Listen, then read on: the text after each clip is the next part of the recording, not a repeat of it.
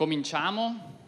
Buongiorno a tutte e a tutti, benvenuti. Per noi è una grande emozione cominciare gli stati generali delle città intelligenti con le scuole, in particolare con i ragazzi della vostra età. Io sono Riccardo Maestrello e farò un po' da conduttore in queste 2 ore assieme. Sapete che stiamo assieme fino alle 11. La nostra idea è che non sia un evento frontale in cui noi parliamo e voi ascoltate e basta. A qualcuno l'ho già detto qua nelle prime file. L'idea è di dare anche a voi l'occasione di parlare con noi, di dialogare.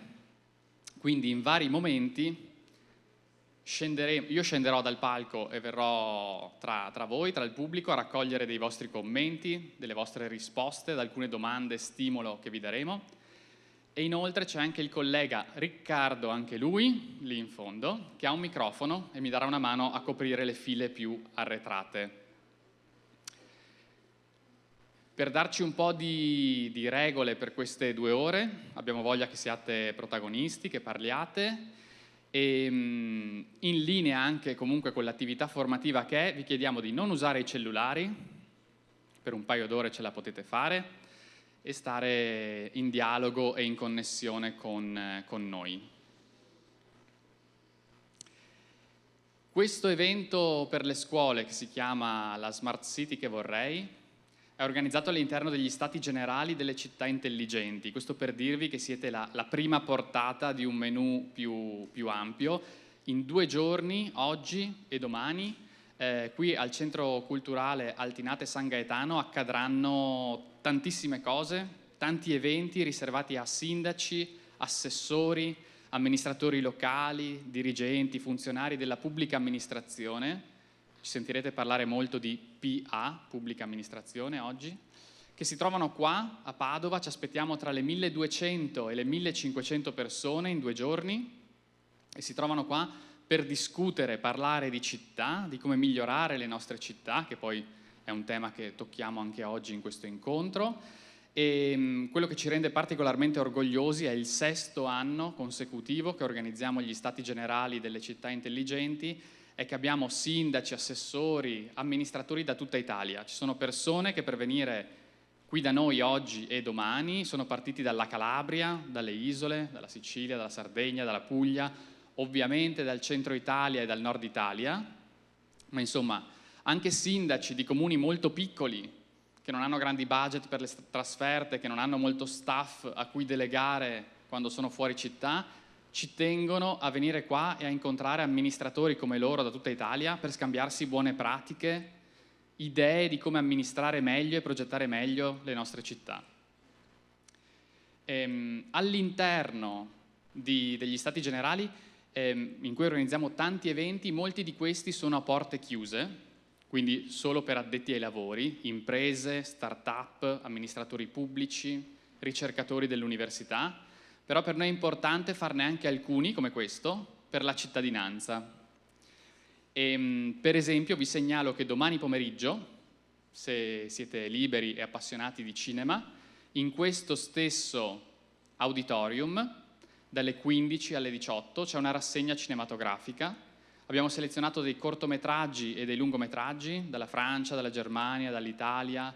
Tanti sono in lingua originale con i sottotitoli e sono film che esplorano il tema del lavoro e della città e di come città che cambiano e si trasformano stanno anche portando molti lavori a nascere, a cambiare, a trasformarsi. C'è un corto interessante sul fenomeno dei rider, che ormai sono ovunque nelle nostre città e sono una forma di lavoro a tutti gli effetti. In particolare per questa iniziativa di oggi vorrei ringraziare il dottor Francesco Pasquale dell'Ufficio Progetto Giovani di Padova, che si occupa di politiche giovanili, che ci ha aiutato a coinvolgervi. Per noi non è facile arrivare alle scuole secondarie, quindi grazie a Progetto Giovani che ci ha aiutato ad arrivare a voi, a raccontarvi cosa volevamo fare questa mattina e ad avervi qui in presenza. Tra poco scenderò per un primo round di commenti tra di voi, quindi cominciate un po' a scaldare le vostre Ugole, so che ho già un volontario là in prima fila, comodo da raggiungere, ma poi vorremmo sentire qualche altro commento. Volevo soffermarmi con voi sul perché, come City Vision, vedete il logo, City Vision è il brand che organizza gli stati generali, perché ci teniamo a parlare di città, perché abbiamo costruito degli eventi e una comunità attorno al tema delle città. Forse avete già studiato, se non in questo ciclo di studi, in quello precedente, perché poi quando si tratta di studiare storia, penso che sia come ai miei tempi in cui si rivedevano più o meno gli stessi argomenti alle medie e poi anche alle superiori, o magari no, però penso che il tema della rivoluzione industriale vi sia familiare, di quello che è accaduto in Europa e poi nel resto del mondo a partire dal Settecento, un cambiamento radicale che ha impattato su come si sono sviluppate le nostre società e in particolare come sono nate e come sono cresciute velocissimamente le nostre città. Improvvisamente, nel corso degli ultimi 3 secoli, diciamo, improvvisamente e poi gradualmente, le persone hanno cominciato ad abbandonare le campagne, ad abbandonare i lavori in agricoltura, per cominciare a centralizzarsi in nascenti città dove venivano costruite le fabbriche, gli opifici, le manifatture. Lo sviluppo economico che per esempio l'Italia e l'Europa ha avuto negli ultimi secoli si deve in gran parte alla diffusione dell'industria, della manifattura, l'avvento del capitalismo. Anche con pagine un po' oscure, sappiamo che un certo tipo di lavoro in fabbrica ha fatto sì che le persone lavorassero senza protezioni, senza misure di sicurezza, parlo della fine del Settecento, Ottocento, ma anche all'inizio del secolo scorso, per turni lunghissimi, 10, 12, 14 ore.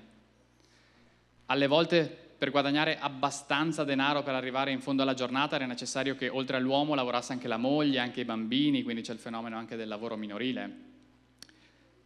Ciò detto, senza fare una lezione di industria e capitalismo, che non è l'obiettivo di oggi, le nostre città sono cresciute tantissimo. Oggi in Italia il 75% degli italiani vivono in una città. Sono veramente poche le persone, e sono sempre meno, che vivono al di fuori della città.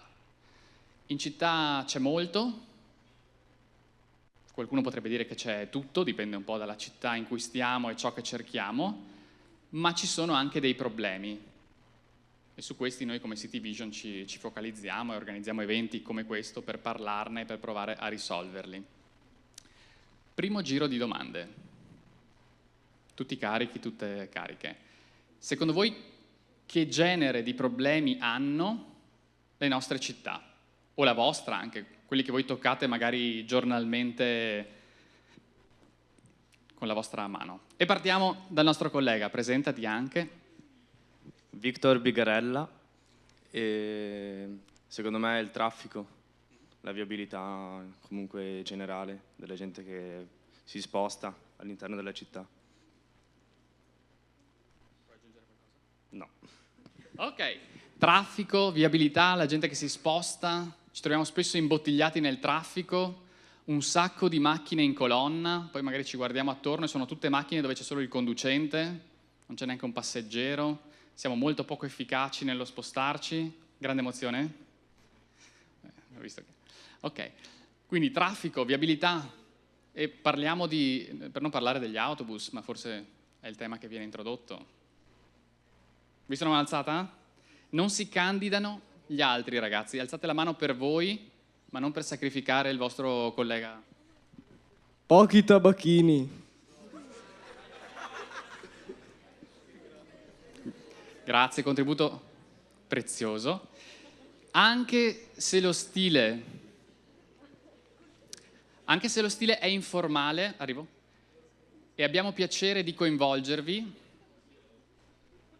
non abbiamo piacere di commenti fuori luogo o detti tanto per divertirci e per farci ridere. Noi stiamo lavorando qua.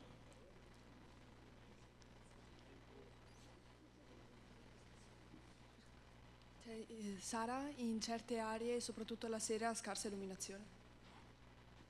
Se vuoi elaborare un po', questo che tipo di impatti o che tipo di problemi ti dà? c'è poca sicurezza, diciamo. È più presente la vita, non so come dire. Sì, il tema dell'illuminazione sembra secondario, ma si accompagna bene al tema della sicurezza.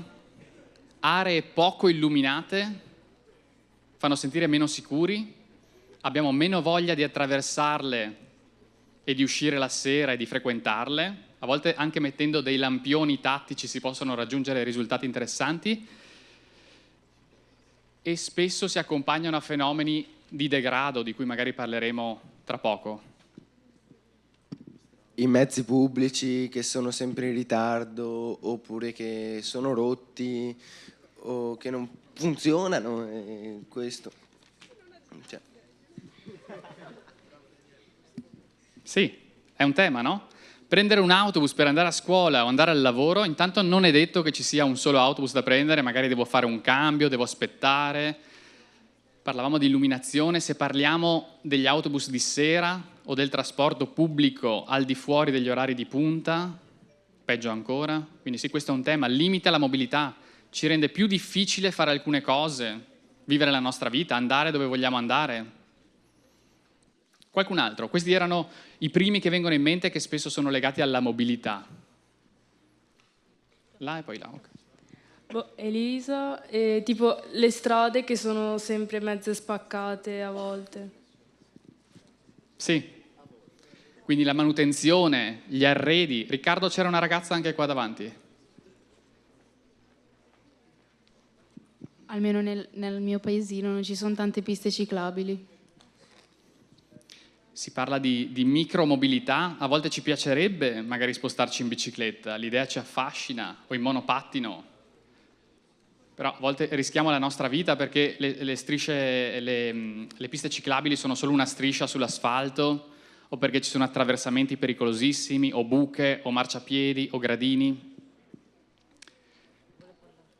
Altre cose. Queste sono le prime che ci vengono in mente legate alla mobilità e al trasporto, ma in che modo le nostre città un po' soffrono e sono un po' ammalate e vanno aiutate a crescere meglio? Cos'altro vi viene in mente?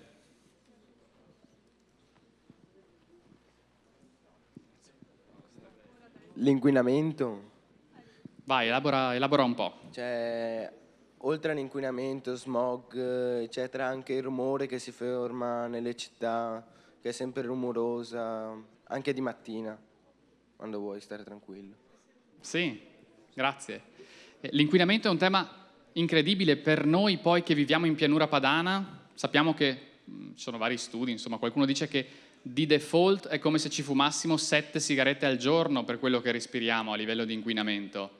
Ma c'è un tema anche di inquinamento acustico. Sono città rumorose, di inquinamento luminoso. Ad ogni ora del giorno ci sono insegne, luci, fanali, lampioni. Quindi sì, tante forme di inquinamento. Se pensiamo all'inverno, qual è la causa principale di inquinamento nelle nostre città?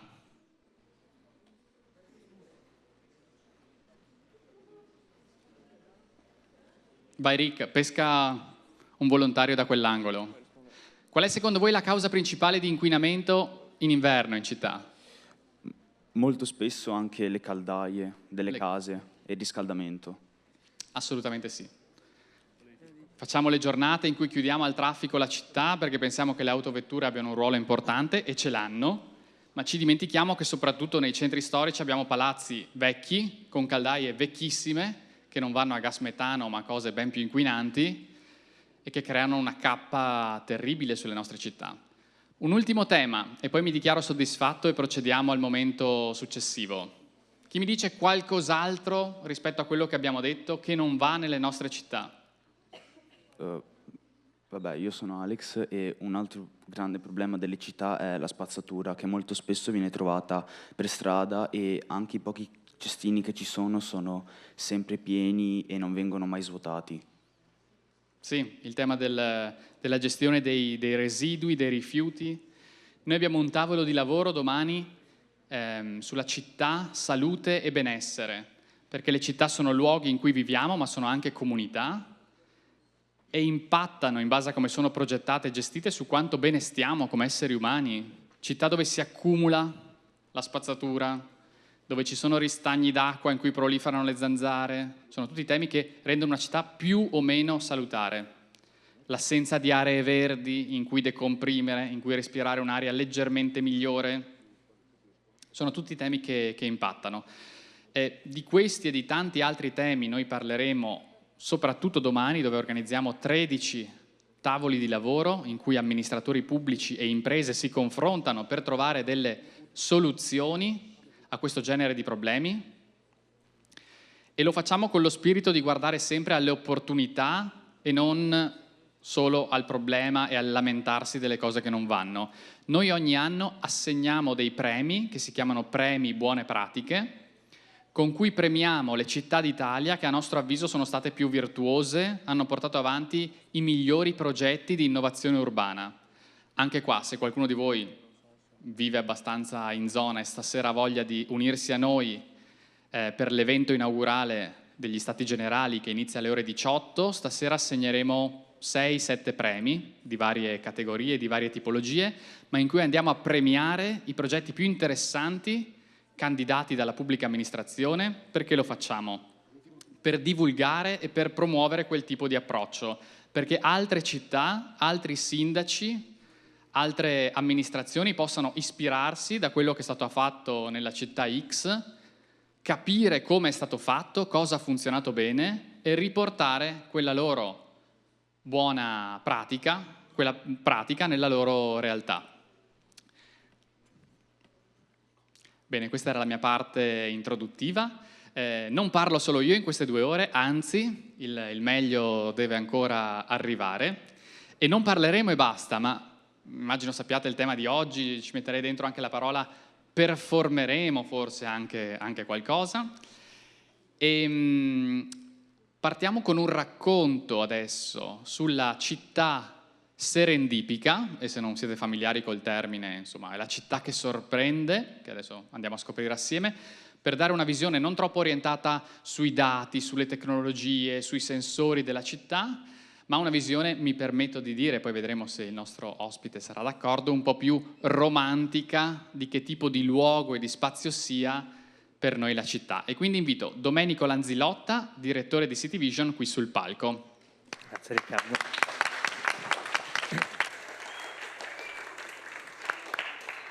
Ciao a tutte e tutti. Vorrei farvi fare un piccolo percorso insieme a me.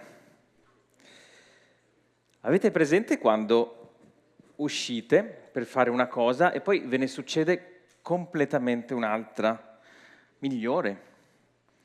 Un incontro che non vi aspettavate, un posto che non conoscevate, un'idea che vi salta in mente, anche se non la cercavate. Questa scintilla, questo incontro inaspettato, questo momento wow, ha un nome, questo fenomeno che vi fa scoccare la scintilla ha un nome, e questo nome è serendipità, serendipity. È un termine scientifico, e in ambito scientifico descrive una scoperta inaspettata e felice che arriva quando stavamo facendo qualcos'altro, qualcosa di diverso. Se cerchiamo degli esempi di serendipity nella scienza, viene subito in mente la penicillina che Fleming scopre mentre stava facendo altri tipi di studi, osservando una coltura batterica. Ma anche i forni a microonde sono nati quando durante delle sessioni di ricerca sui radar un tecnico si accorge che una barretta di cioccolato che si era portato per far merenda gli si scioglie in tasca. Questo ci dice lunga anche sulla sicurezza di quegli esperimenti. Questa è la serendipità, è l'imprevisto che diventa una scoperta fortunata. E se questa cosa vale in un laboratorio, mentre faccio una ricerca sul radar, deve valere anche nelle nostre città. E allora questa è la nostra idea, la città che diventa un luogo serendipico. La città serendipica, per come la sogniamo e per come, almeno in piccoli pezzi esiste, ne vedremo qualcuno, è una città che viene progettata per moltiplicare le buone scoperte. Lo diceva Riccardo, non è un posto solo tecnologico. A noi non piace tanto parlare di smart city, a noi piace parlare di trasformazione intelligente dei territori. dei territori, non solo delle città, ma anche dei borghi, dei comuni, dei paesi, e trasformazione intelligente che ha al centro le persone, con le loro scelte e anche con i loro diritti. Il diritto alla città è un diritto. Trasformazione intelligente dei territori per costruire città serendipiche. Dicevamo, meno tecnologia, più spazi, più percorsi, più angoli, vorrei dire, che ci rendono possibile questo, fare un incontro inaspettato, farci venire un'idea, farci nascere un'opportunità. Perché ci sono alcuni spazi, provate a pensare, non vi faccio una domanda da microfono, vi faccio una domanda alla quale potete rispondere interiormente. Pensate un posto che vi fa stare bene, fuori di casa vostra. Pensate un posto della vostra città, oppure del paese dove andate in vacanza d'estate, al mare, in montagna. Un posto dove state bene. Ok, se l'avete pensato, vi dico una cosa su questo posto.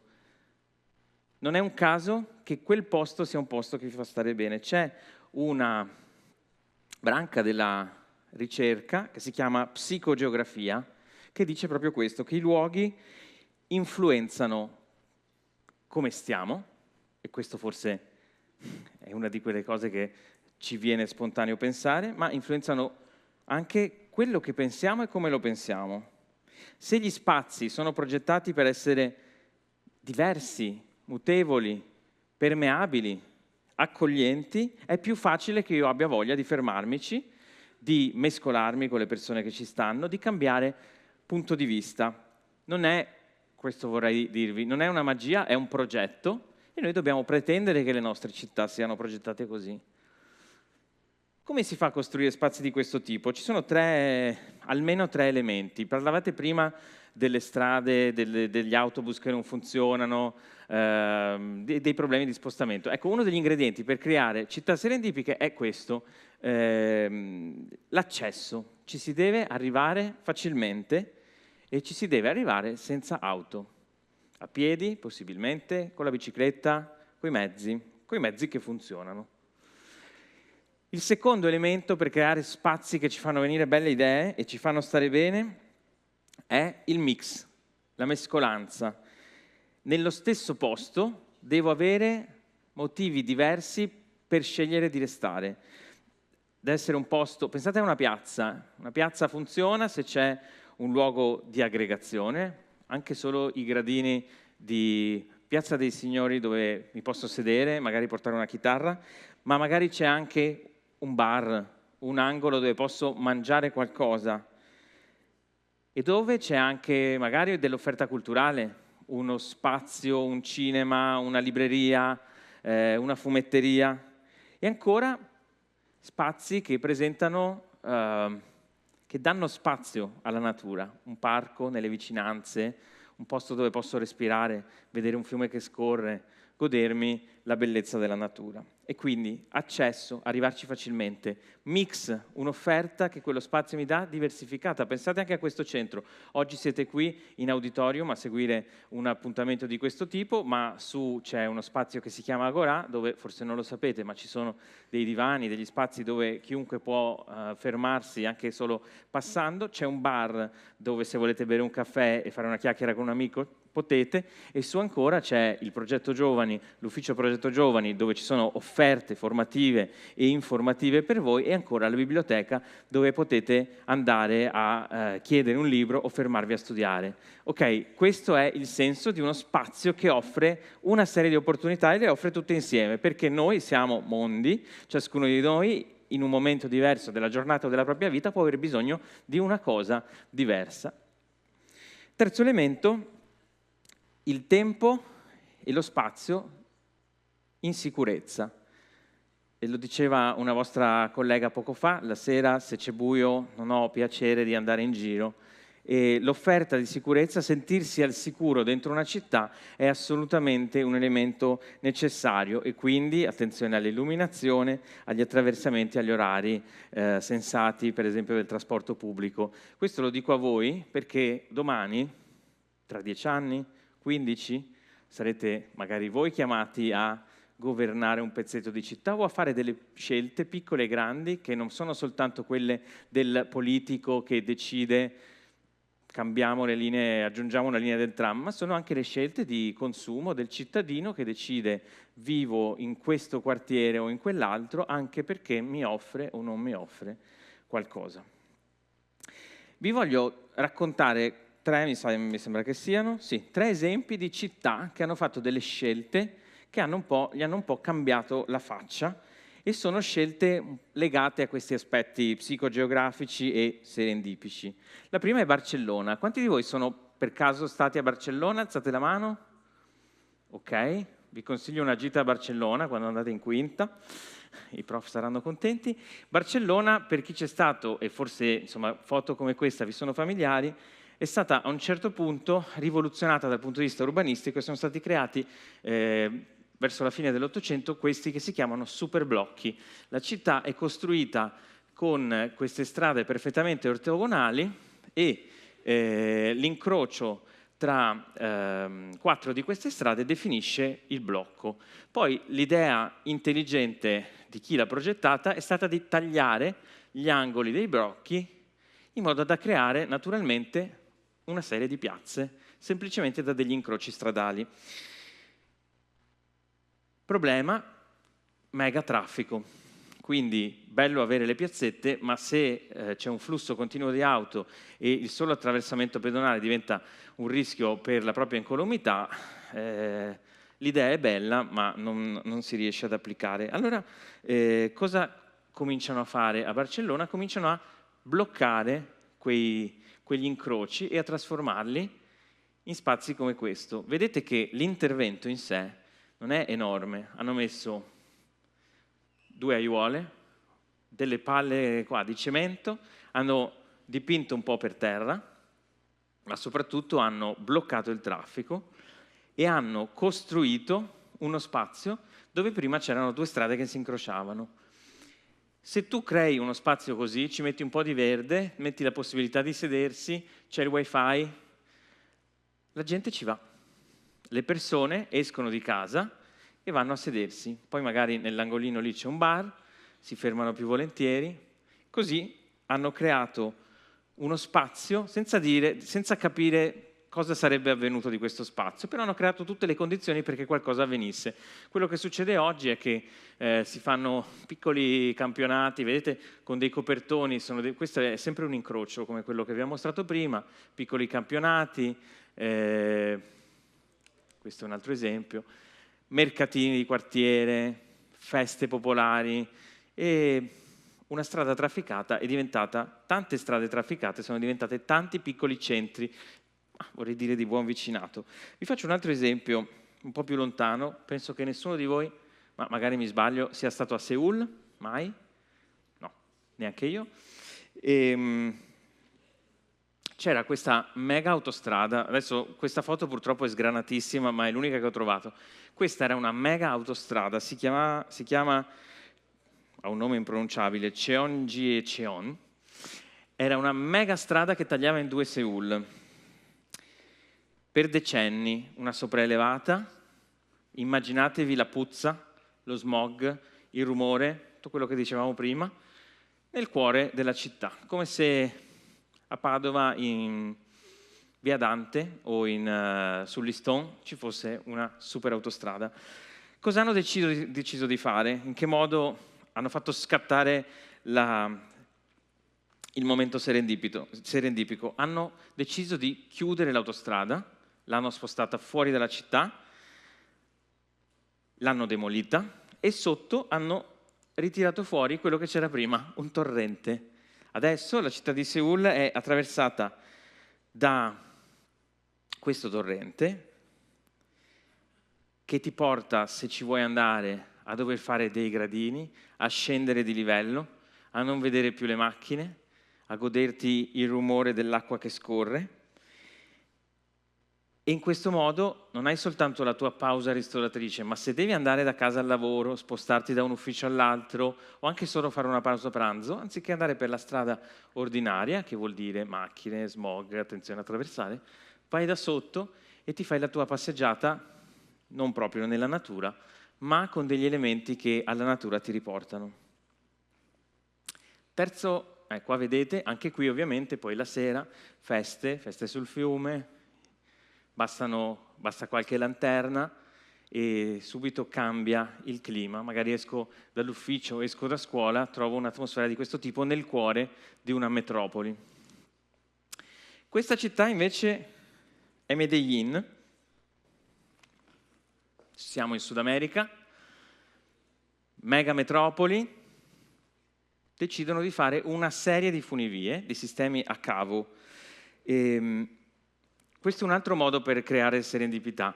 Non soltanto il sistema, la funivia, ma vale lo stesso per il tram, per la metropolitana, ti permette di muoverti più velocemente che non a piedi, in auto, in bici o con altri mezzi, ma ti permette di fare un'altra cosa importante, che è collegare due punti molto diversi della città e molto lontani, che prima magari non dialogavano tra loro. E quindi puoi accedere più facilmente ai servizi.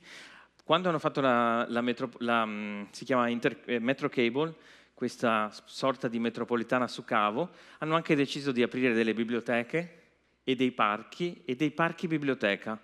Ancora una volta una cosa che diventa un'altra, un parco che diventa anche un luogo dove posso fare degli incontri culturali, fermarmi a bere un caffè con un amico mentre andiamo a cercare un libro, eccetera. Collegare i punti, fare incontrare persone che prima non avrebbero potuto incontrarsi. E veniamo alle dolenti note. Questo è il tram, e il tram quest'anno sta portando molto casino, disagio, cantieri, però questo è un pezzettino di disagio che noi sopportiamo per il nostro futuro e per quello di chi verrà dopo di noi, e questo secondo me è un pezzettino di città serendipica che stiamo costruendo. Perché il tram, esattamente come dicevamo del Metro Cable di Medellin, probabilmente è una cosa che sperimentate, mi permette velocemente di arrivare in centro da ovunque mi trovi, ovunque siano presenti le altre fermate. Adesso arrivano altre 2 linee e questa opportunità, questa possibilità sarà ampliata ancora. Possiamo arrivare più velocemente nei luoghi del nostro cuore, possiamo esplorare altri luoghi. Io abito vicino al capolinea nord, posso andare a vedere cosa c'è al capolinea sud, dall'altra parte della città, in 15-20 minuti. E le fermate del tram diventano dei piccoli poli, non solo perché ci sono magari le fermate un po' dipinte, degli elementi d'arte, c'è il wifi per cui c'è connettività, ma perché le fermate diventano degli hub dai quali posso raggiungere gli spazi. La fermata Borgo Magno, vicino a casa mia, è poco distante dal campetto che è stato realizzato ed è sempre pieno di ragazzi e ragazze che giocano a basket. Il tram come possibilità di arrivare da un punto A a un punto B e di andare a cercare il proprio spazio di serendipità. Adesso chiedo a Riccardo di darmi una mano perché vorrei adesso sì farvi qualche domanda un po' legata a questo. E prima di parlare di Padova vorrei che pensaste, se avete avuto la fortuna di girare per l'Italia, per il mondo, di andare anche solo in vacanza in montagna, al mare, al lago, pensate a una città, a un posto che vi ha colpito, che vi ha fatto sentire qui sto bene. Se ce l'avete in testa, provate a pensare, e lo pensiamo insieme, Riccardo adesso vi raggiunge se lo chiamate, provate a pensare perché vi siete sentiti bene in quel posto, che cosa vi ha fatto sentire bene. Luoghi del cuore, luoghi che vi piacciono, che vi hanno fatto stare bene, dall'Italia o da dove potete essere andati? Le persone che ho incontrato là, in quel posto? Le persone fanno i luoghi, vero? E com'erano queste persone? Cioè, gentili, socievoli, aperte, diciamo. Dove le incontravi? A Casal Serugo. Ok, ma dove? In piazza? Sì, al piazza. bar? Ok. Che luogo era? C'è il patronato. Il in patronato, quindi c'era uno spazio che vi poteva ospitare. Ok? E su questo, se mi permetti, sul patronato e questi luoghi di aggregazione, ragazzi? Un altro tema delle città, e grazie per aver introdotto questo elemento, è l'epidemia di solitudine urbana che viviamo tutti e soprattutto i giovani e le generazioni come la vostra. Siamo in tanti, sono città da centinaia di migliaia di persone che vivono tutte vicine, eppure, dati alla mano, non siamo mai stati così soli. Il tempo che passiamo, screen time, il tempo che passiamo davanti a uno schermo continua a crescere mese dopo mese e le ore che passiamo con gli altri sono sempre meno. Questo non ci fa stare molto bene, quindi mi inserisco su questo tuo input, le associazioni di volontariato, le associazioni sportive, i luoghi di ritrovo con amici, dove conoscere persone nuove, ci fanno bene, ci tengono in salute, ci fanno vivere vite migliori. Faccio un'altra domanda, ovviamente rimane aperta quella sui posti del cuore quando siamo andati in giro, ma vi chiedo anche, c'è un posto del cuore nel vostro paese, nella vostra città? Faccio un esempio, se c'è una risposta, prego. Io sono stato in Marocco per 2 mesi e dove sono in città io mi sento bene lì quando appena arrivo lì, metto piede lì, mi sento benissimo. Cos'è che ti fa sentire bene subito appena arrivi? Il mare e anche da come hanno costruito adesso la città è modificata e da lì è diventata più bella. C'è una cosa, un'immagine, un pezzo di un palazzo, qualcosa che ci vuoi raccontare? C'è il mare dove sono stato lì è stato più bello. Bello. E i palazzi non tanto. Ok, grazie.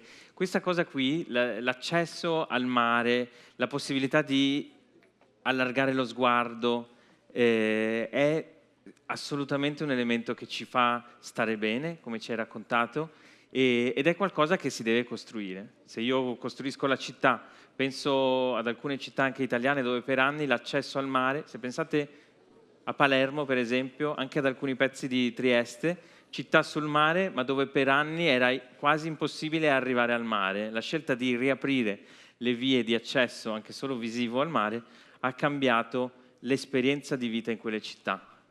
C'è qualcun altro? E una città che mi ha colpito è stata Singapore. Ok. E più che altro per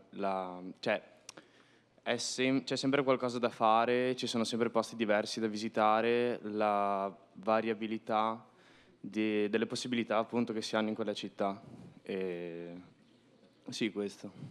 Grazie. Sì, questo elemento, cioè la presenza di una agenda forte, importante, la possibilità di fare cose, stimoli, dice il vostro collega, questo è assolutamente un elemento.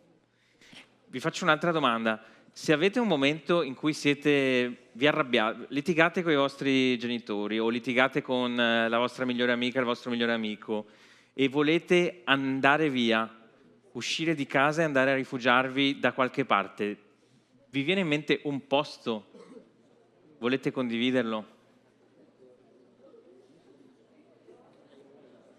Qua c'è del mormorio, vuol dire che i posti ci sono. Prego, qui davanti Riccardo. Ci sono 2 ragazzi, uno qui, uno lì.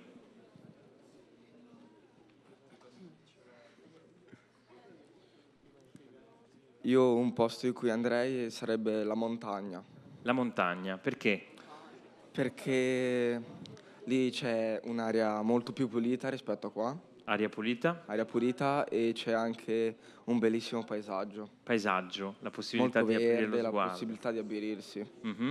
E mi piace molto, mi sento felice. Ti senti felice? Ok, grazie. Prego. 100.000 persone negli ultimi 10 anni si sono trasferiti in un paese di montagna, in Italia. 100.000 persone. Noi spesso siamo abituati a sentir dire che nessuno vuole più vivere in montagna, che i paesi piccoli si spopolano, è vero, ma negli ultimi 10 anni, per quello che diceva il vostro collega, 100.000 persone hanno detto basta, me ne vado in montagna, e hanno iniziato a portare in montagna poi delle abitudini, delle offerte culturali, delle imprese che prima magari stavano in città. C'era un altro ragazzo qui davanti? Mi chiamo Jacopo Ciao, e io andrei in un bosco Dentro un bosco, perché? perché mi rilassa. Ti rilassa? Cos'è che ti rilassa? La temperatura Ah, e anche il silenzio. ok, tu hai un bosco vicino casa? Circa, Circa, ci riesci ad andare a piedi? in bici. In bici. Ed è un tragitto tranquillo? Sì, sì. Ecco, questa è una grande fortuna e questo sarebbe bello che tutti potessimo farlo. Magari non tutti un bosco vicino a casa, ma un parco, un giardino, un piccolo spazio che diventa il nostro, come ci ha raccontato Jacopo. Riccardo, non so come siamo con i tempi, per cui chiedo a te. I tempi siamo giusti, c'è una mano alzata, è quello del tabacchino di prima? Vuoi provare a riscattarti? Questo non depone in tuo favore.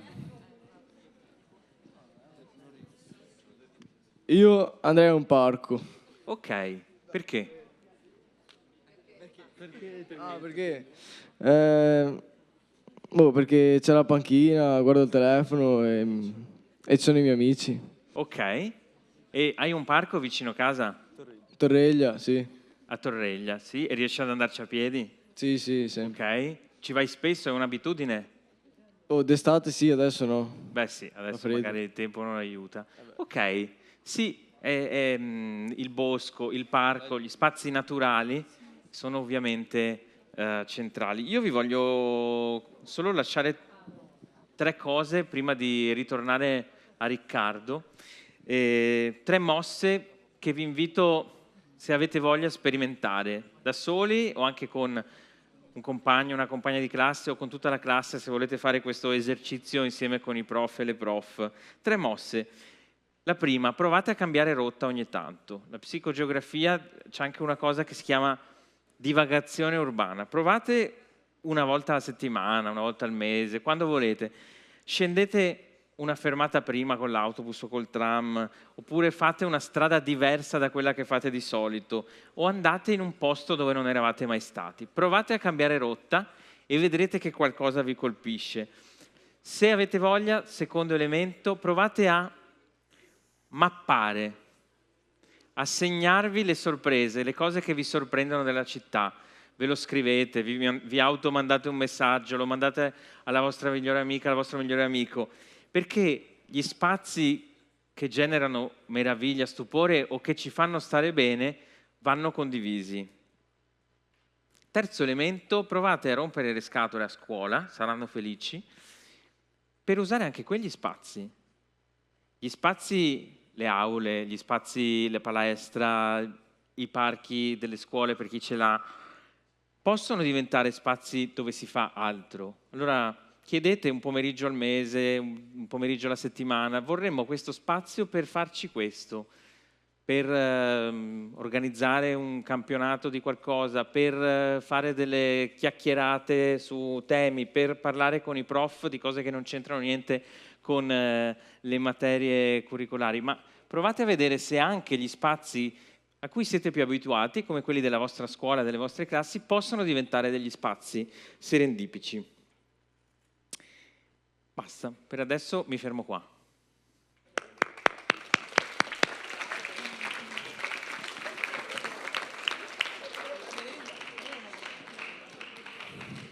Grazie Domenico, che ritroveremo ancora prima che si concluda l'evento di oggi, ma adesso secondo me abbiamo il nostro ospite più pop che vi saprà intrattenere o quantomeno affascinare di più.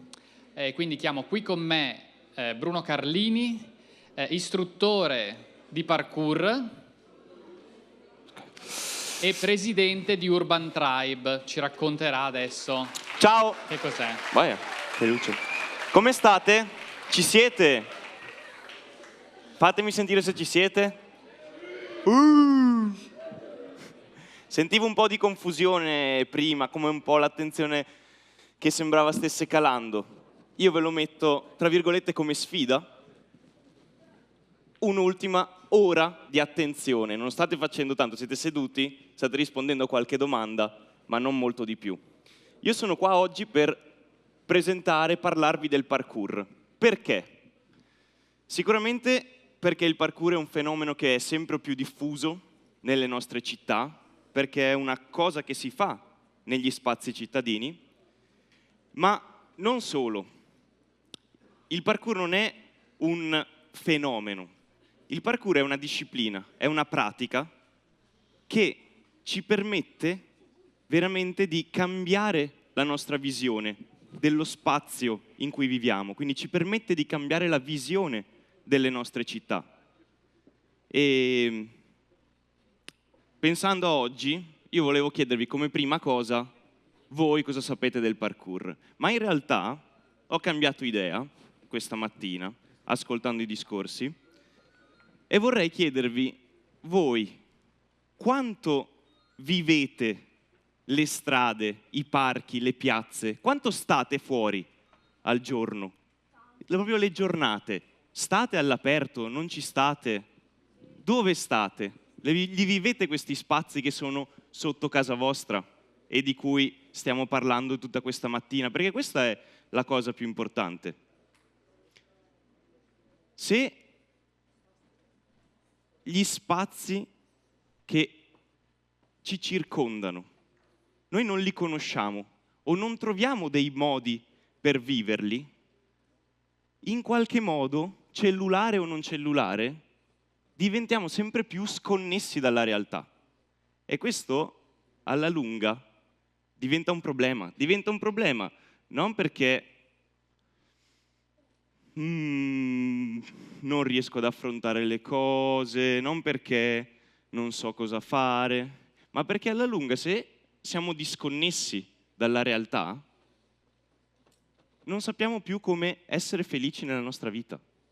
Quindi, secondo me, e è una cosa che ho capito attraverso la pratica del parkour, vivere quello che ci circonda, lo spazio che ci circonda, è una cosa fondamentale. Proprio per capire che cosa ci fa stare bene e come stare meglio nella nostra vita, che penso che per quanto vi possano o non vi possano interessare gli argomenti di oggi, questo sicuramente è l'obiettivo di tutti, perché non penso che nessuno voglia stare male o essere triste. Quindi questo per me è l'introduzione a quello che vi spiegherò fra un pochino e scendiamo più nel dettaglio di che cos'è il parkour. Ma, dando la parola a voi, vorrei sapere intanto, anche solo per alzata di mano per ora, c'è qualcuno che fa parkour qui in questa sala? Nobody. Va bene. Allora ditemi per ora che cosa sapete voi del parkour, anche se non lo fate o non l'avete mai fatto. Qualcuno vuole dire qualcosa? Sicuramente, io lo so che sicuramente sapete qualcosa, quindi vorrei un po' di voci. Tutti sanno qualcosa. Raccogliamo qualche input da voi. Cosa sapete del parkour? Cos'è o cosa non è? No. Hai sentito parlare di parkour prima nella tua vita? Sì. Sì. Cioè. Ci basta anche una keyword se siete timidi o timide. Salti. Acrobazie, salti. Sporgiti un po' tu perché sennò io mi devo sdraiare.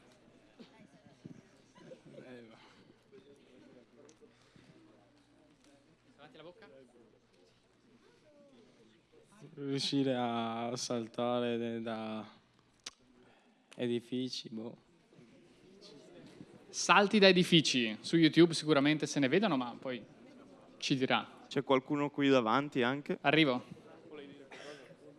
L'hanno già detto. Ah, stanno lì. Bravo. Rapidità. Rapidità.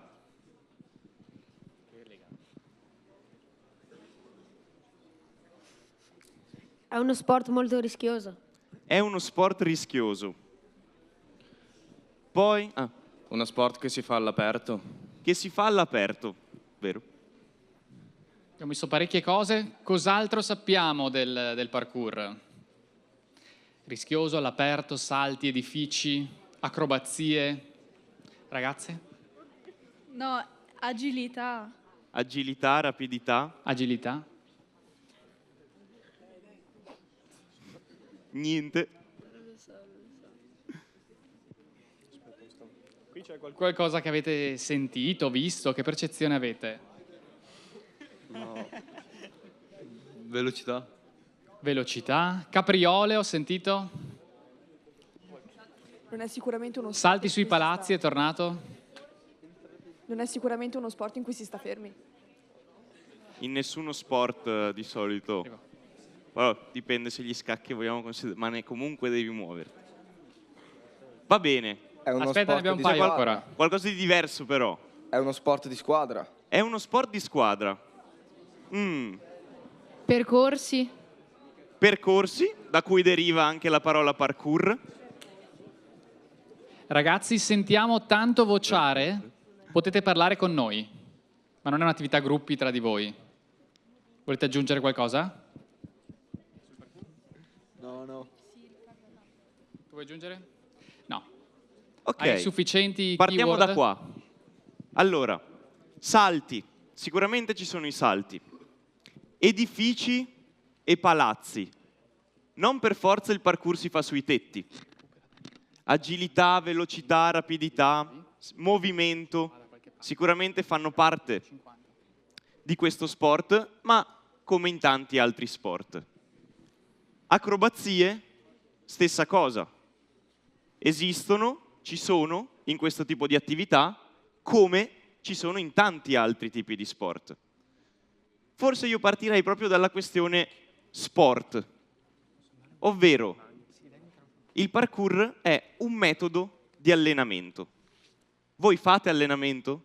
Alza la mano chi è che fa allenamento, di qualsiasi tipo, su bene alta la mano. Quelli che non hanno alzato la mano, non fate nessun tipo di sport, non vi muovete? Sì, no? L'allenamento è è la cosa che ci permette di migliorare, di crescere, di diventare diversi rispetto a quello che eravamo un tempo. E il parkour, questo è il principio del parkour, non è quello di buttarsi a caso, saltare, lanciarsi dai palazzi o cercare l'adrenalina. Il principio del parkour è proprio il migliorare se stessi, allenamento dopo allenamento, giorno dopo giorno.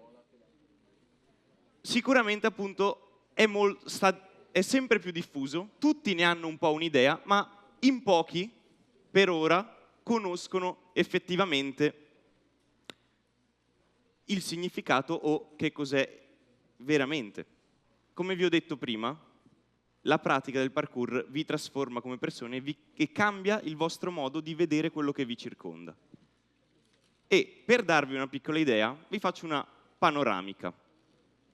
Intanto, a livello di origine storica, il parkour viene dall'ebertismo, da uno studioso di scienze motorie del 1800 che si chiamava Georges Hébert, aveva sviluppato un metodo basato sulle abilità naturali del nostro corpo. Per lui la cosa più importante di tutte era essere forti per essere utili. Se voi non vi muovete, non vi allenate in nessun modo, piano piano il vostro corpo, come le strade della nostra città, se non ce ne prendiamo cura, il nostro corpo piano piano si disgrega, diventa sempre più debole. E nel caso di qualsiasi tipo di evenienza, dalle cose più gravi, non lo so, devo scappare da un incendio, alle cose più semplici, devo portare su le buste della spesa fino al quinto piano e non c'è l'ascensore, io non sono in grado di fare fronte a delle necessità quotidiane. Per Georges Hébert questa era la cosa più importante, essere in grado di far fronte a delle problematiche, quindi essere utili, allenarsi non tanto per essere i più grossi di tutti o per avere il fisico uguale all'altro, ma per avere un corpo che risponde alle esigenze, che è la cosa più naturale che noi abbiamo, la cosa più reale. Ogni giorno che voi vi svegliate e andate fuori per la strada e camminate e andate a scuola, siete dentro il vostro corpo. E quindi da qui, dall'ebertismo, a metà del 1900 è stato sviluppato un metodo di allenamento che poi viene utilizzato anche dagli eserciti, dai militari. Quello che probabilmente avete visto nei film, il percorso del combattente, dove ci sono i militari che saltano, si arrampicano, strisciano nelle strutture di legno create apposta, perché dovevano essere in grado di muoversi in qualsiasi tipo di terreno. Da questo tipo di allenamento, il percorso del combattente, in francese le parcours du combattant, un pompiere che si chiamava Raymond Bell, che si allenava con questo metodo, ha detto: secondo me questa è una cosa veramente importante per la vita e quindi è veramente importante per la vita di mio figlio, David Bell, riconosciuto come il o uno dei fondatori del parkour, e ha iniziato a trasmettergli questo metodo di allenamento. David Bell ha iniziato ad allenarsi, era un ragazzo, come voi più o meno, 13-14 anni, ha iniziato ad allenarsi in questa maniera, a muoversi, piegamenti, trazioni, spostare cose, correre, scavalcare ostacoli di qualsiasi tipo, e ha coinvolto anche i suoi amici, quelli più vicini a lui. Diceva: venite con me, proviamo un pochino ad allenarci in questo modo, e giorno dopo giorno si sono resi conto che diventavano sempre più forti e che iniziavano a fare delle cose che le altre persone che non si allenavano reputavano incredibili o impossibili, eppure loro le facevano. Da lì sono stati notati perché si allenavano sotto casa. Loro uscivano alla mattina, al pomeriggio, appena avevano un momento libero, uscivano, andavano, c'era un parco vicino, avevano un bosco vicino, non avevano posti naturali, avevano i muri delle strade. Quello che avevano intorno a loro era la periferia francese attorno a Parigi, le banlieue. Così sono chiamate le periferie parigine. E si allenavano con quello che avevano, senza bisogno di niente. E quindi iniziavano a creare del movimento.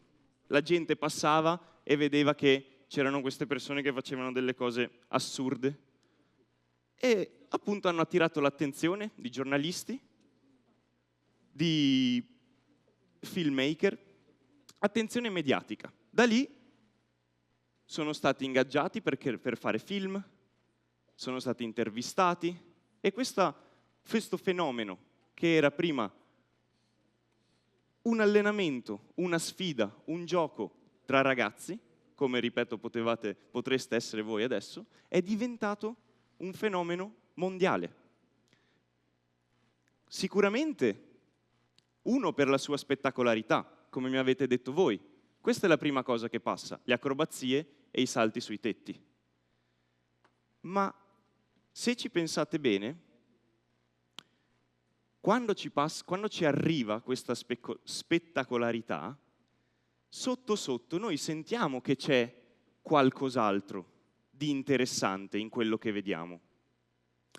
E questa cosa nel parkour è il controllo e la consapevolezza. Dobbiamo fare una distinzione. Avete visto, ditemi per alzata di mano, sicuramente dei video dove c'è gente che si arrampica sulle gru o sui palazzi, si appende anche con una mano sola? Sì o no? Chi li ha visti alzi la mano. Si vedono, ci sono questi video. Spesso, la maggior parte delle volte, oppure anche avete sentito, ci sono le notizie ultimamente dei concerti a San Siro, dove c'è qualcuno che è salito dall'alto e inquadrava i concerti, no? Illegalmente. La maggior parte delle volte questo tipo di attività qua non c'entra assolutamente niente con il parkour. Perché? Perché spesso esporsi a, come diceva il ragazzo qua davanti, situazioni rischiose, è semplicemente una ricerca di adrenalina.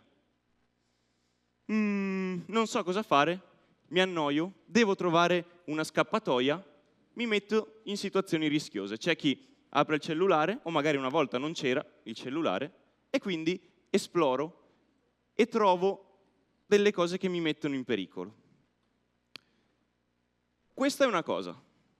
Il parkour invece è sviluppato sul mi alleno ogni giorno, passo dopo passo, so quello che sto facendo, so quali sono i miei limiti e allora un passetto alla volta li porto avanti.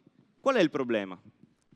Che da fuori, da quello che vedete voi, se non lo provate mai nella vostra vita, non potete distinguere le situazioni, non potete distinguere quale cosa, quale video, in quale video quella persona sta facendo una cosa e in quale video quella persona sta facendo parkour.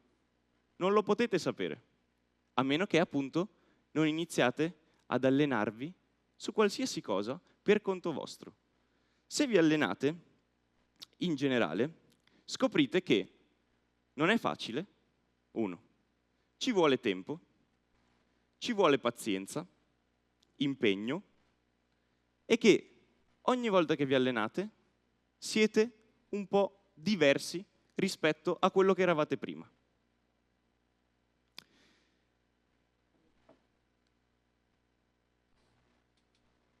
Quindi, questa distinzione, secondo me, è fondamentale e io ci tengo sempre, quando ho l'opportunità di parlare del parkour in pubblico, a specificarla,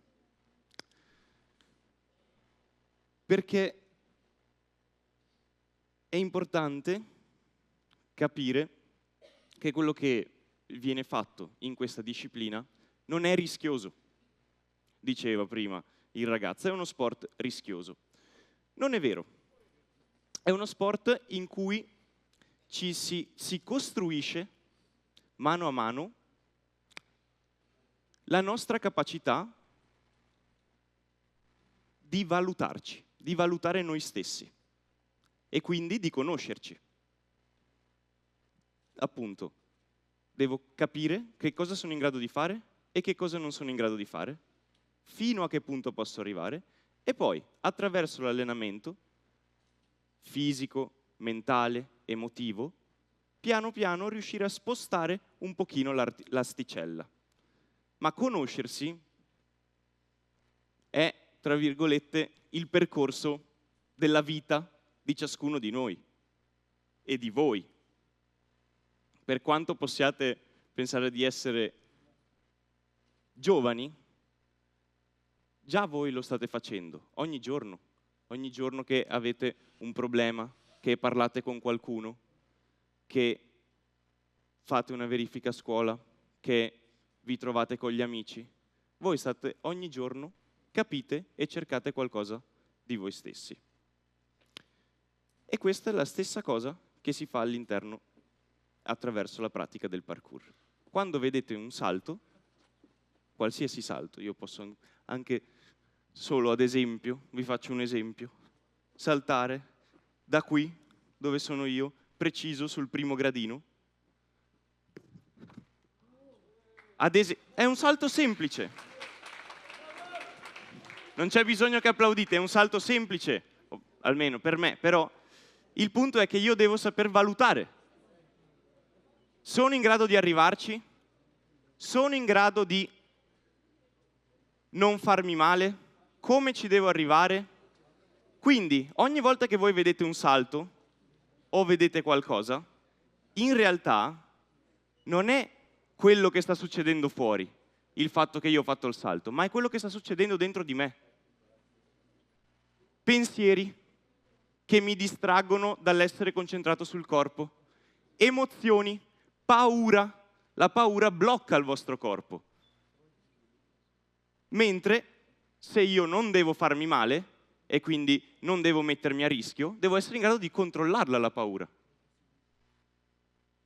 Quindi l'allenamento, il parkour appunto, è un percorso rispetto a quello che avviene dentro di voi, attraverso quello che voi fate al di fuori. Vi faccio una domanda e qui magari facciamo rispondere anche al microfono, scusate. Quali sono i movimenti del parkour. Ne conoscete qualcuno? Alcuni? Backflip. Ah, ho vinto la scommessa. Backflip. Il backflip, ad esempio, non è un movimento del parkour. Il backflip è un movimento più specifico di altre discipline, la ginnastica artistica, le arti marziali, eccetera, eccetera. Eppure, ora come ora, ogni volta che si parla di parkour c'è sempre qualcuno che dice: ma sai fare il backflip?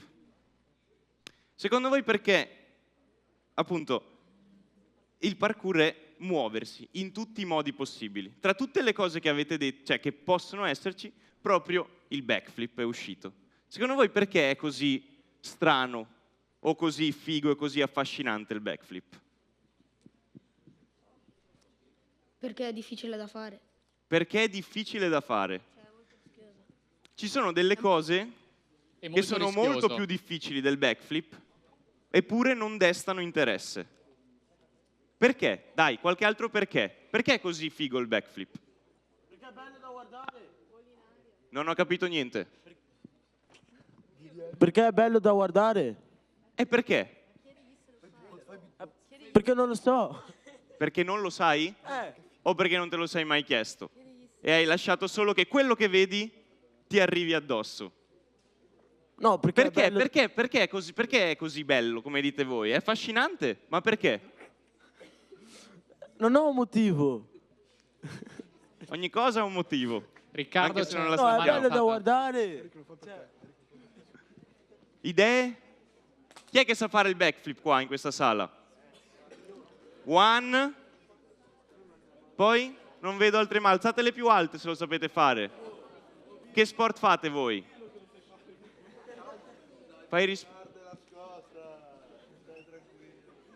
Io faccio calisthenics. Fai calisthenics, ok. Però l'ho imparato da autodidatta. Però l'hai imparato da autodidatta. Dietro? Gli altri due? C'era Poi una non so se ho ragazza, visto forse, qualcun qua. altro che lo sa fare.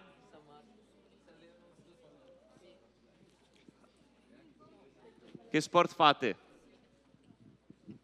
Io ginnastica artistica. Ginnastica artistica, appunto, è uno dei fondamentali della ginnastica artistica. Anch'io faccio ginnastica artistica. Ginnastica artistica, appunto, come dicevo, il backflip di base non è un movimento del parkour. Ma il parkour è basato su tutti i tipi di movimento, e qui ritorno alla domanda, pensateci, voglio le risposte. Che altri movimenti, tipi di movimenti ci sono nel parkour? È basato su talmente tanti abilità e capacità di movimento che ti dà la capacità di imparare anche delle cose che non sono specifiche di questo sport. E anche se magari qualcuno non te le insegna. Il calisthenics è la stessa cosa. Il calisthenics è una forma di potenziamento che potrebbe anche essere associata alla preparazione fisica della ginnastica artistica. Però poi ha preso, diciamo, la sua identità ed è diventata una cosa a parte. Quali sono altri movimenti del parkour? Facciamo proiettare il video intanto, per favore. Tipo che ti arrampichi su un muro e dopo ti mandi all'indietro. Pausa qua del video. Giusto? Ed è sempre una rotazione però. Però c'è anche un rimbalzo. Poi cos'altro si fa? Quali sono le capacità del nostro corpo, secondo voi, di muoversi nello spazio? Voi cosa fate quando vi muovete nello spazio? Cammino, poi corro, poi salto, come abbiamo detto prima, poi nuoto, però solo se c'è l'acqua. Altro? Cos'altro faccio per muovermi? Capriole, ho sentito? Sì, rotolamenti, poi? Manca qualcosa? Raga, alzate la mano, passano i microfoni, potete rispondere tutti anche. Vuoi dire qualcosa? No. No. Movimenti tipici. Un po' noioso sei, ripetitivo. Arrivo. Corsa, salto, Poi cosa avete detto? Rotolamenti. Poi? Mi scusi, ma non può fare il backflip? Sì, lo posso fare il backflip. Però finiamo il discorso. Riccardo anche davanti poi. Se finiamo il discorso con partecipazione, alla fine posso fare il backflip. Fare delle ruote. Fare delle ruote, che è sempre però ribaltarsi. Salto, corsa. Rimanete con me. Ragioniamo assieme. Con lo spazio, qua no, perché qui come spazio ho solo il pavimento, ma con lo spazio che mi circonda, quello che mi trovo intorno, che tipo di movimenti posso fare con il mio corpo? Corsa, camminata, corsa, salto, rotolamenti, poi arrampicarsi, giusto? Poi c'è anche una cosa che è un po' diverso dal salto, però serve per passare agli ostacoli, come si dice? Scavalcare. Se salto, di base non tocco l'ostacolo. Se scavalco, mi appoggio o con le mani o con qualsiasi altra parte del corpo per scavalcare. Tutte queste cose sono tipologie di movimenti diversi e richiedono un'intelligenza motoria diversa. E il parkour si basa sul allenarsi su queste cose. Possiamo andare avanti un attimo col video, vi ho portato a far vedere qualche movimento. Si basa sull'allenarsi su queste cose per diventare liberi di muoversi in diversi modi. Facciamo un attimo una pausa. Qui ad esempio, vedete, c'è uno scavalcamento collegato con una discesa, che quindi è un'arrampicata, collegato poi con un salto, e alla fine lo scopo qual è? Poter scendere, essere in grado di scendere da un punto alto a un punto basso controllando il nostro movimento. Andiamo avanti. Qui ad esempio ci sono dei salti di precisione, quindi io devo essere in grado di, facciamo un attimo una pausa, saltare non è solo saltare, ma è saltare è utilizzato per spostarsi. Quindi io imparo a capire dove atterrare per potermi spostare da un punto all'altro. Qui, come vedete, c'è una ripresa un attimo di gruppo. Prima qualcuno mi ha detto che il parkour è uno sport di gruppo. No, scusami, uno sport di squadra. Questo tecnicamente non è corretto. Il parkour è uno sport, o io preferisco chiamarla disciplina, individuale. Però la cosa bella è che nel parkour solitamente ci si può allenare anche da soli, ma solitamente ci si allena in gruppo. Quindi per quanto sia individuale, i miei progressi e quello che imparo e quanto cresco dipendono da me e sono solo miei. Ma come alle origini, come vi ho detto prima, c'era David Bell e i suoi amici, erano un gruppo. C'è ed è fortissimo nel parkour questa componente, ovvero il gruppo che si supporta a vicenda e che si stimola a vicenda. Quando io mi trovo con un mio amico, lui mi può dare delle idee che io da solo non avevo. Mi può dare delle sfide che io da solo non avrei mai pensato di riuscire a fare. Quindi non è di squadra, è una disciplina individuale dove ci si allena però solitamente in gruppo. Andiamo avanti. Questo, vedete, è un esempio anche della cosa che vi dicevo prima. Prima devo essere in grado di saltare, poi posso sfidare le mie paure, ma per capire che cosa succede dentro di me ed essere in grado di gestire sempre meglio quello che succede dentro di me. Secondo voi, cosa succede, cosa si fa durante un allenamento di parkour? Come è fatto?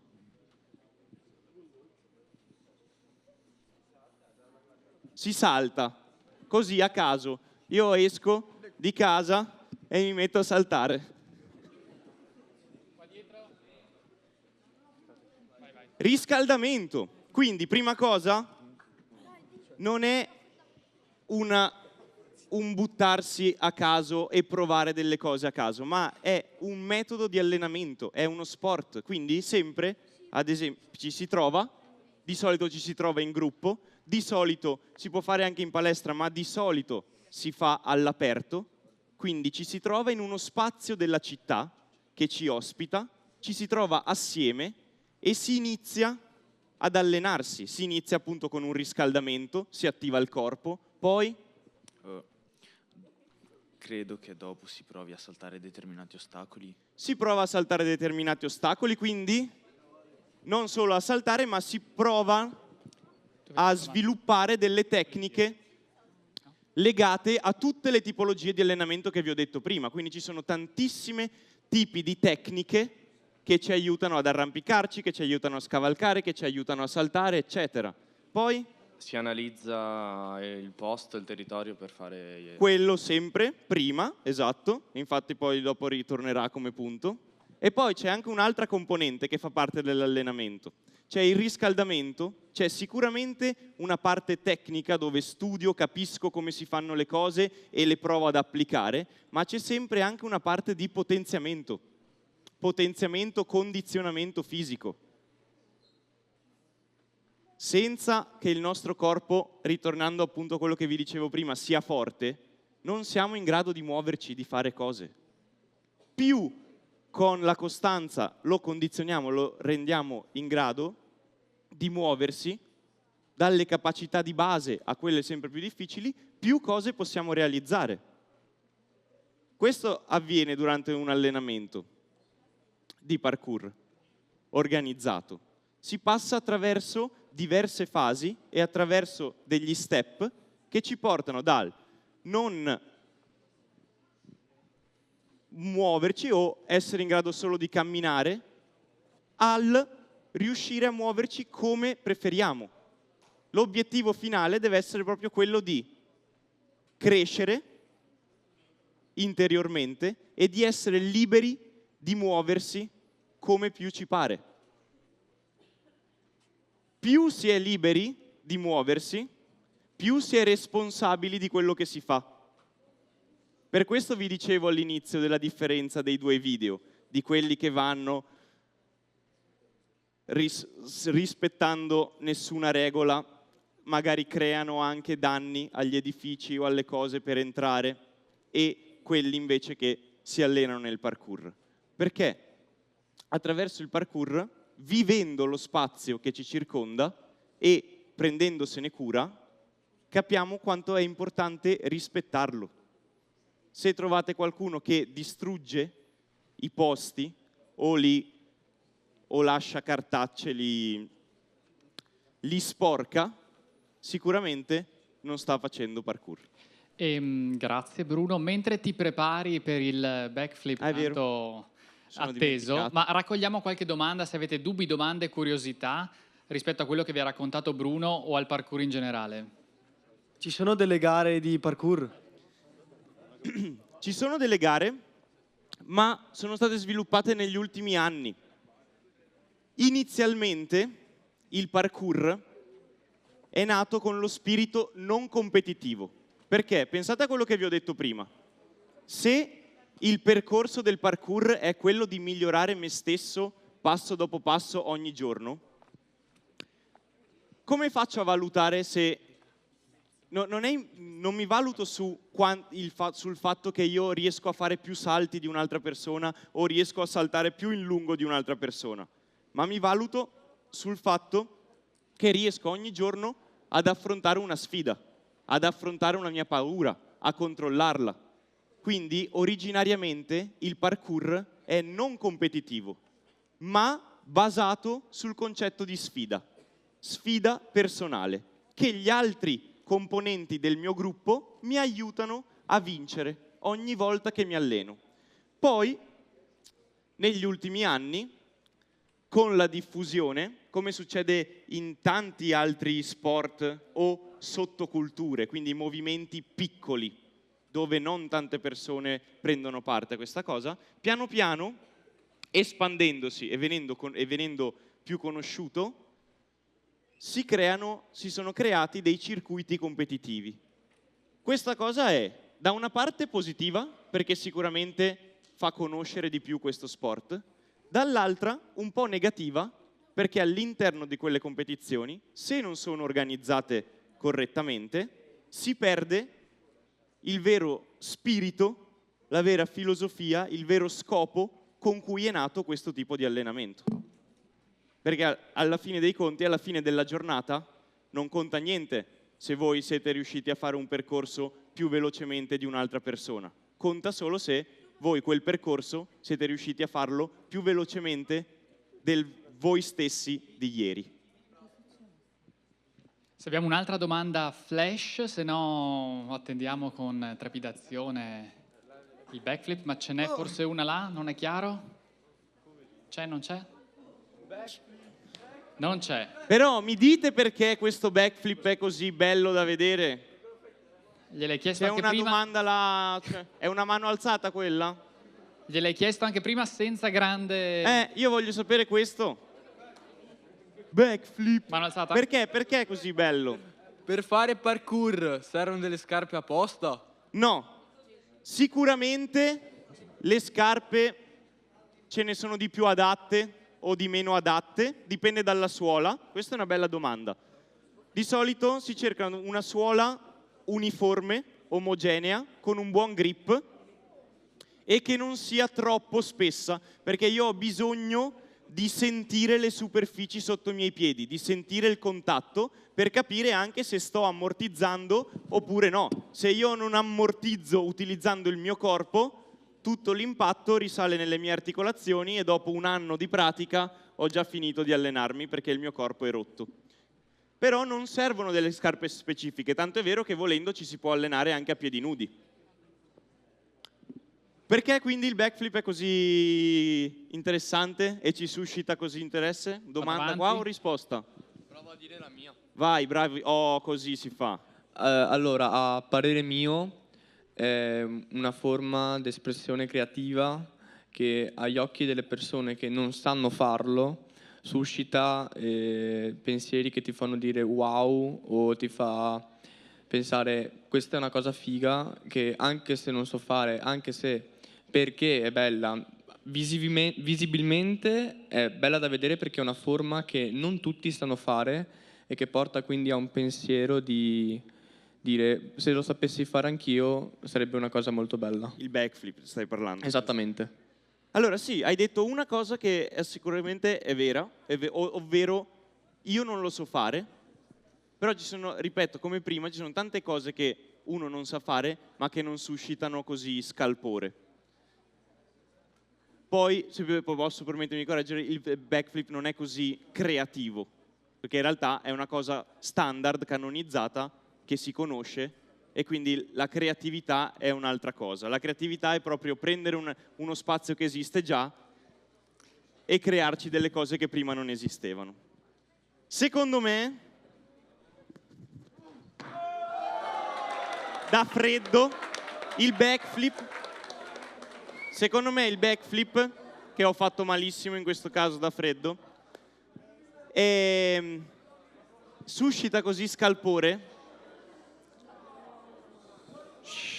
Ragazzi, non siamo allo stadio, siamo in una sala conferenza. Stai filmando, però non mi hai chiesto il permesso. Giusto? Quindi... solitamente, anche per la legge, prima di filmare qualcuno, gli si deve chiedere il consenso. È bello ed è interessante perché c'è una rotazione, cioè uno per il motivo che hai detto tu, che non so come ti chiami, perché non lo so fare e sembra una cosa impossibile, ma sembra una cosa impossibile perché si va sotto sopra, e quando si va sotto sopra, il mondo cambia. Voi lo vedete da un'altra prospettiva. Basta, vi lascio con questo che sarebbe anche proprio il principio del Ringraziamo parkour. Bruno con un applauso. Grazie a voi. Grazie. E ci avviamo verso la fase un po' conclusiva. chiedendovi sempre quella challenge di cui vi parlava Bruno, di tenere un po' l'attenzione e il focus in questa sala ancora per 15-20 minuti in cui stiamo assieme, perché abbiamo di nuovo Domenico Lanzillotta che ci condivide alcune lezioni che dal parkour di cui ci ha parlato Bruno possiamo trarre e portarle all'interno delle nostre città per capire come progettare e vivere la città in modo diverso a partire dall'esperienza della disciplina, come ci ha detto Bruno, del parkour. E quindi invito di nuovo Domenico sul palco. Grazie Riccardo. Allora, quello che vi racconto oggi, domani lo racconto a 250 amministratrici e amministratori pubblici che arrivano da tutta Italia. Per cui voi magari col parkour qualche familiarità ce l'avevate già, immaginatevi queste persone domani giacca e cravatta o col completo che si troveranno davanti a questo mondo. Ho provato a tirar fuori per loro e anche per voi 4 insegnamenti che poi sono quelli su cui ho iniziato a ragionare quando Riccardo mi ha telefonato, ho scritto una mail, non mi ricordo, 6 mesi fa credo, dicendo portiamo il parkour agli Stati Generali. Ok, portiamolo.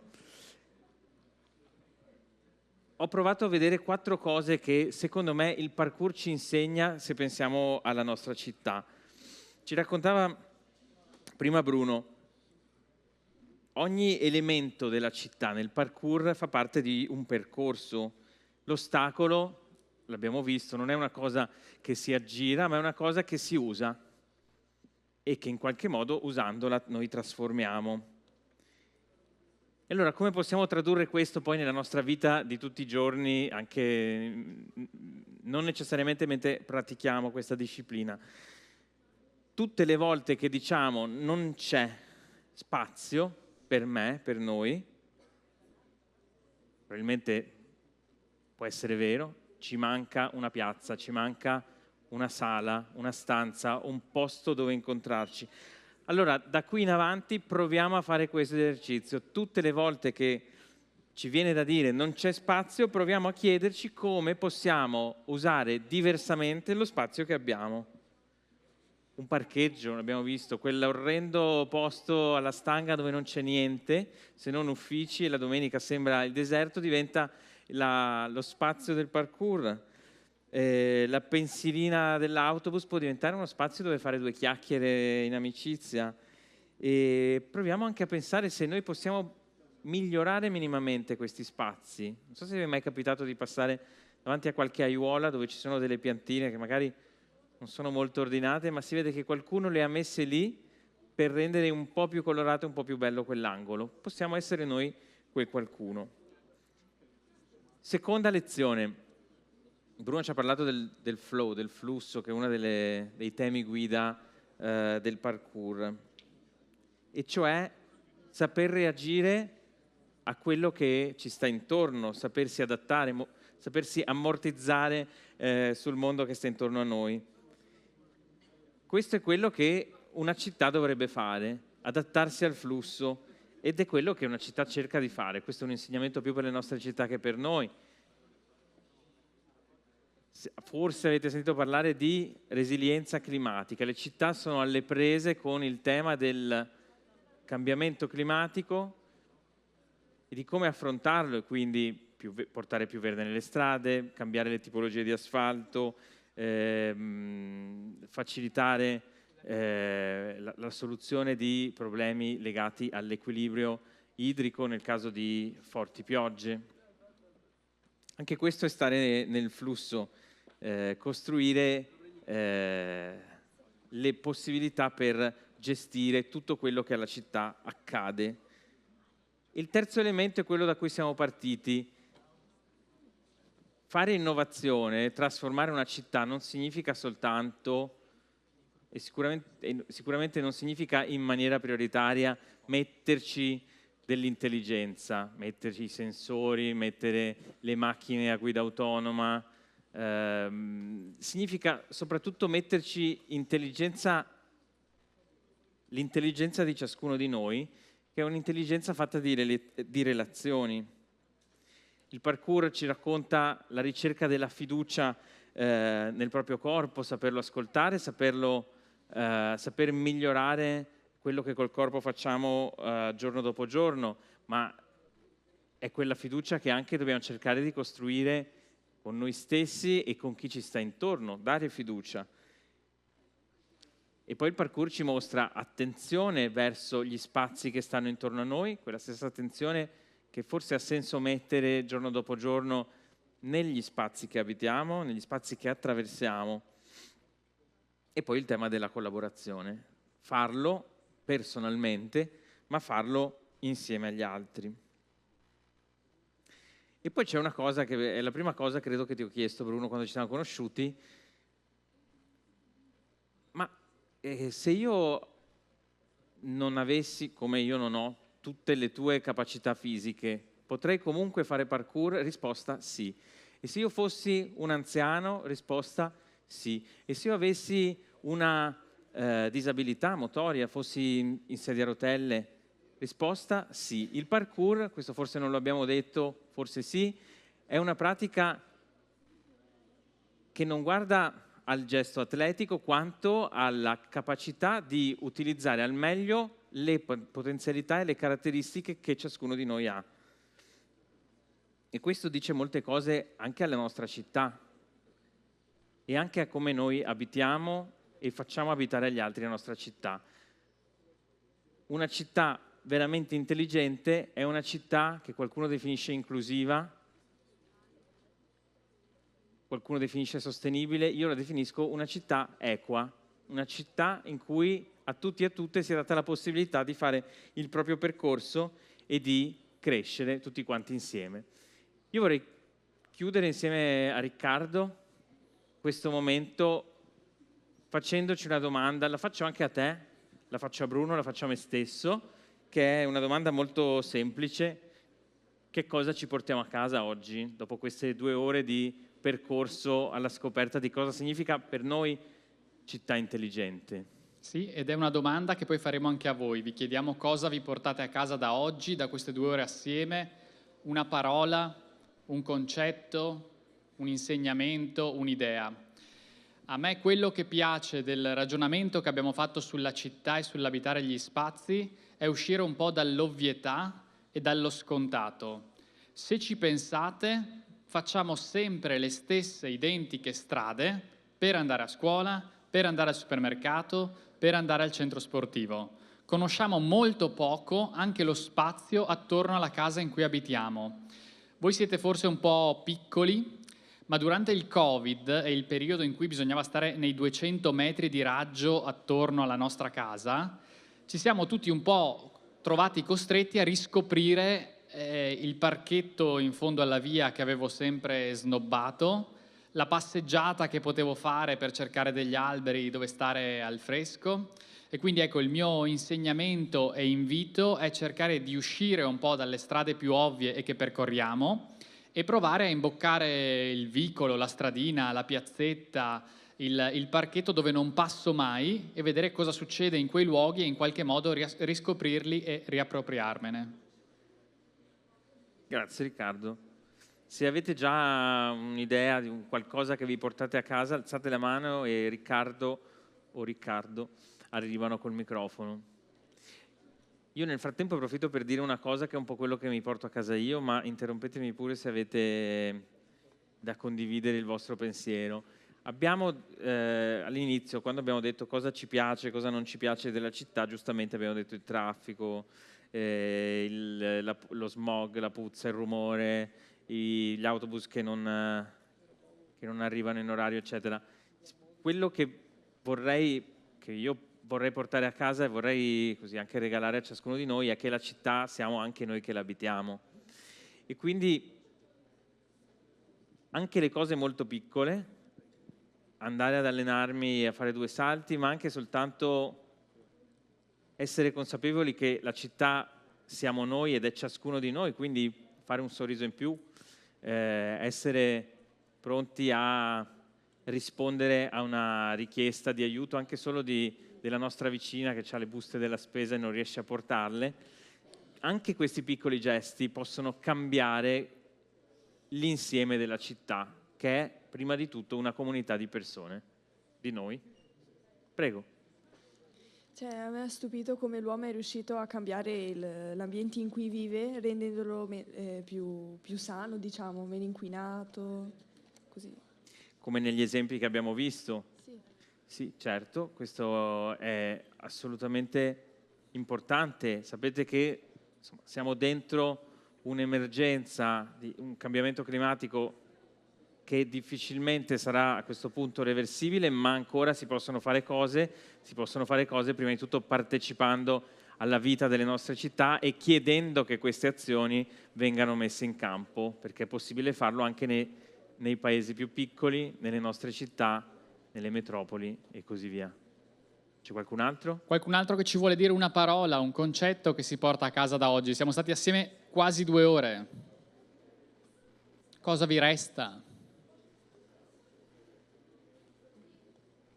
Il nostro Dennis in prima fila? Non c'è più? Se n'è andato. Forse non si chiamava Dennis? O forse non si chiamava Dennis. Era Victor. Era Victor. Victor detto Dennis. Victor, cosa ti porti a casa? Ci puoi pensare se non vuoi. Se devo dire una parola, rinnovamento. Rinnovamento, prova a spiegarci. Cioè, lo spiego allora. Come rinnovo intendo non tanto, per esempio, togliere e ricostruire, ma adattare qualcosa. Cioè, in ambito delle città, ecco, adattarsi agli stimoli, adattarsi al cambiamento, alle idee, e, insomma, questo non ho molto. Grazie, Victor. Questo. Faccio una domanda per alzata di mano così. Chi è che ha voglia da domani di provare a fare quell'esercizio che dicevamo prima, scendere una fermata prima, fare una strada diversa? Chi è che pensa che lo farà da domani? Alzate la mano, non vi chiediamo di parlare. Nessuno? Qualcuno? No, qualcuna c'è stata timidamente, sì? poi riabbassata Sì. velocemente. Vedo delle mani che si alzano. Anche là dietro. Se volete dire qualcosa, potete condividerla con noi. Puoi fare un commento? Va bene. Allora io prima di dare le comunicazioni finali e i saluti chiederei a Bruno, mi sembra che ci manca il suo take away, una cosa, un messaggio, un insegnamento, un consiglio per i nostri ragazzi. Io direi, per me la cosa importante rimane sempre proprio cercare di vedere le cose in un'altra maniera, quindi ricordarsi che gli ostacoli non sono ostacoli, ma esattamente quello che ci serve per andare avanti, per trovare un'altra soluzione. Grazie.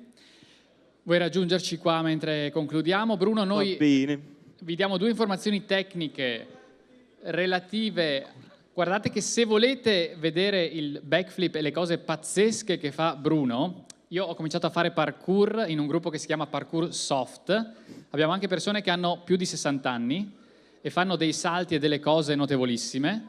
Se volete vedere Bruno dal vivo, vi aspetta in tutta Padova, Padova Nord, Chiesa Nuova, Padova Centro. Ci sono gruppi in tutta Padova e non solo lo vedrete fare il backflip, ma vi mette anche un po' a faticare e a vedere cosa sapete già fare e cosa potete imparare a fare.